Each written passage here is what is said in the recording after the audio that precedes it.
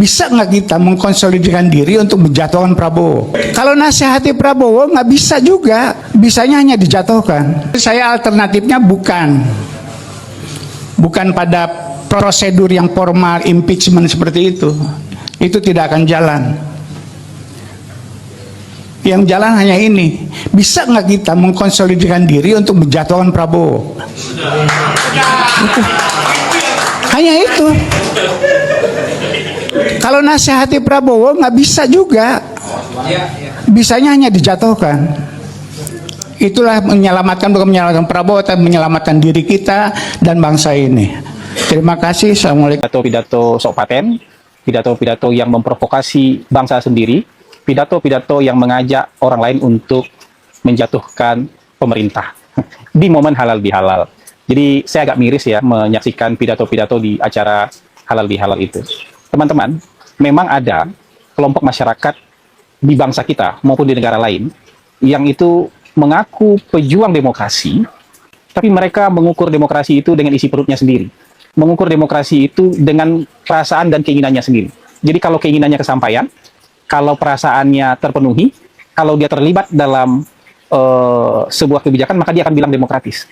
Tapi kalau keinginannya tidak kesampaian, kalau perasaan-perasaannya tidak terpenuhi, kalau dia tidak terlibat dalam pengambilan sebuah kebijakan, dia akan bilang itu tidak demokratis. Ada orang-orang macam begini itu ada. Dan orang-orang yang macam begini itu biasanya selalu atau seringkali tergoda untuk menyampaikan kata-kata yang melampaui batas. Kata-kata yang melampaui batas itu adalah, ayo kita jatuhkan pemerintah. Ayo kita gulingkan pemerintah. Atau kalau yang agak konstitusional dikit, ayo kita impeach pemerintah. Orang-orang ini kan kemarin. Yang menarik adalah soal impor beras. Impor beras itu data palsu soal swasembada pangan kaitannya. Tidak mungkin Indonesia swasembada pangan. Kalaupun katanya kita berprasangka baik Indonesia swasembada pangan, pemerintah harus jawab data dulu. Kenapa dari tahun 2004 sampai 2005 kita masih impor beras 5,4 juta ton, tiba-tiba di 2026 jadi nol? Jawab dulu data itu. Kalaupun kita masih berprasangka baik kepada Presiden Prabowo pilihan Mas Islah, kita harus counter dengan data. Datanya itu baru bisa masuk akal Mas Islah kalau jumlah sawah bertambah. Kata teman-teman ekonomi, fakta datanya mengatakan jumlah sawah di Indonesia tidak bertambah, malah makin berkurang. Oh, ini karena ada teknologi penanaman sawah yang lebih canggih. Pertanyaan besarnya, kampung mana di Indonesia yang nanam sawah lebih canggih dari Jepang? Kita mau tahu itu. Tidak ada data itu. Presiden sedang membohongi publik secara terang. Menjelang 18 bulan pemerintahan Prabowo, di sini semula rakyat yang banyak berharap padanya, kini sudah mulai tidak sabar. Antara mulut dan tindakan Prabowo sangat tidak selaras. Antara orasi dan kebijakan begitu jauh berbeda. Dan hal inilah yang menimbulkan banyak pertanyaan yang begitu mendalam di masyarakat. Prabowo ini presiden beneran atau hanya perpanjangan tangan rezim yang lalu? Di bawah kepemimpinan Prabowo, suara-suara rakyat selalu diabaikan. Bahkan di sini Prabowo lebih memilih mengumpat rakyatnya yang kritis dengan segala makian, kutukan, serta tudingan tak berdasar. Padahal idealnya menjadi presiden itu adalah menjadi pemimpin dari seluruh rakyat Indonesia.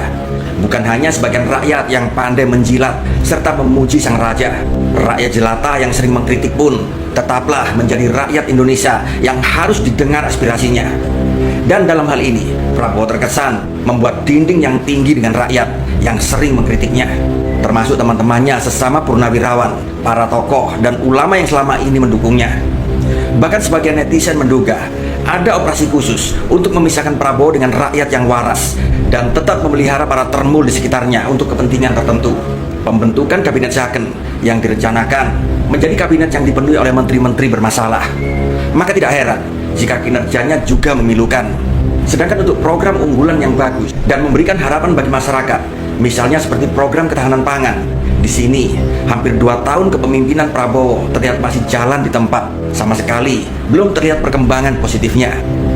Banyak sawah berkurang akibat adanya real estate yang terus saja masih berjalan. Belum adanya perlindungan luas sawah, jumlah bendungan belum sejalan dengan kebutuhan irigasi.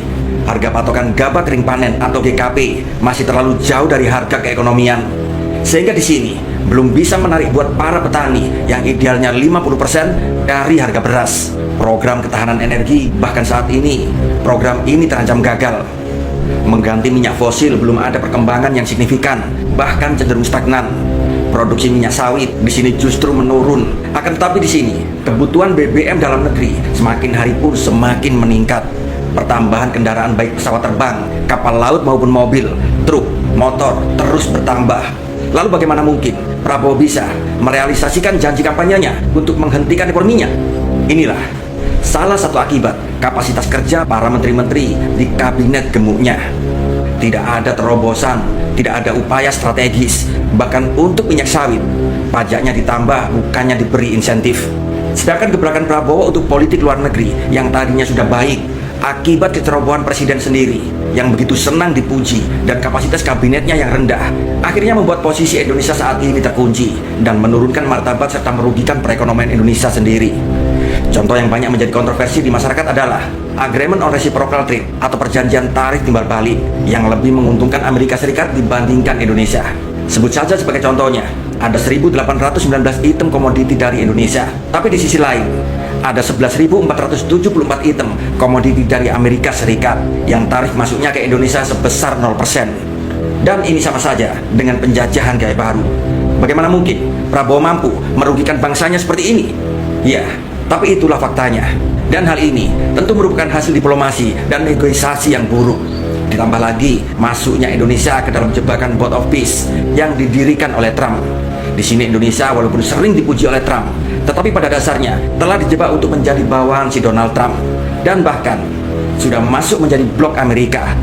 Dan disinilah banyak rakyat yang bingung melihat tingkah laku Prabowo saat ini. Di kampanye Pilpres, dia menangis untuk Palestina, bahkan sampai mencium benderanya.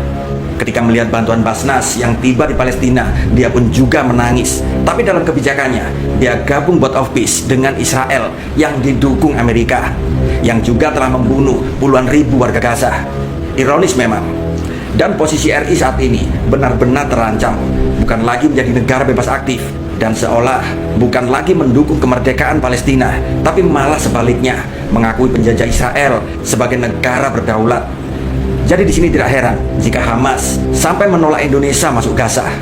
Itulah sebabnya Indonesia sama sekali tidak memberikan pernyataan kecaman atas serangan Israel serta Amerika Serikat ke Iran. Bisa jadi Indonesia di sini takut dikeluarkan dari keanggotaan BOP dan juga takut menghadapi sanksi Trump. Tim diplomasi yang terdiri dari beberapa kementerian ini selain tidak memiliki kapasitas negosiasi, juga memiliki jiwa patriotik kebangsaan yang rendah. Halo teman, berjumpa bersama saya di Politik dan Nia. Viral teman-teman ya di sebuah acara halal bihalal yang kemudian Saiful Muzani dan beberapa tokoh lainnya itu ya masing-masing sepertinya menyampaikan pidato ya sambutan. Yang menjadi viral adalah ketika pernyataan Saiful Muzani ini yang sangat pro kontra teman-teman ya. Jadi seolah-olah perkataannya ini ya menuju ke makar ya, sehingga membuat para pendukung Pak Prabowo tentu marah apa yang ia sampaikan ya. Terlebih lagi Hasan Hasbi teman-teman, orang dekat Pak Prabowo, mantan PCO atau tim komunikasi Prabowo ya. Dan kali ini Hasan Hasbi ini menyoroti setiap pernyataan dari Saiful Muzani ini teman-teman. Kalau kita melihat ya memang ya menurut saya ini sudah keterlaluan si Saiful Muzani ini teman-teman ya. Kenapa? Gini, negara kita memang negara demokrasi ya, dan itu sangat kita rawat dengan sangat luar biasa. Namun jangan sampai negara demokrasi seperti kita ini malah kebablasan teman-teman. Kebablasannya adalah jangan sampai kritik yang kita bangun ini menuju ke hal-hal yang tidak baik ya. Karena pada intinya bahwa negara demokrasi itu kita cukup mengkritik pemerintah saja. Ya, kritik pemerintah dengan aturan-aturan yang berlaku ya. Aturannya apa?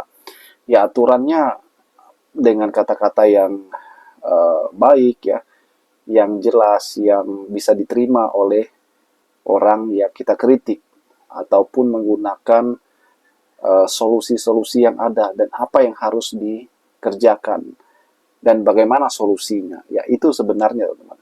Walaupun ya ada pihak-pihak yang kita ambil contoh lah Anies Baswedan, kalau misalnya mengkritik teman-teman itu sopan, itu baik secara bahasanya, kemudian beliau juga menyampaikannya dengan solusi yang ada, ya kan, apa yang harus diambil dan sebagainya ya. Namun ya menurut saya Saiful Muzani ini ya sudah offside ya menurut saya teman-teman, sehingga pernyataan itu menuai pro dan kontra ya. Apa yang dia sampaikan itu mengarah ke makar, sehingga membuat para pendukung Prabowo tentu marah teman-teman ya dengan pernyataannya.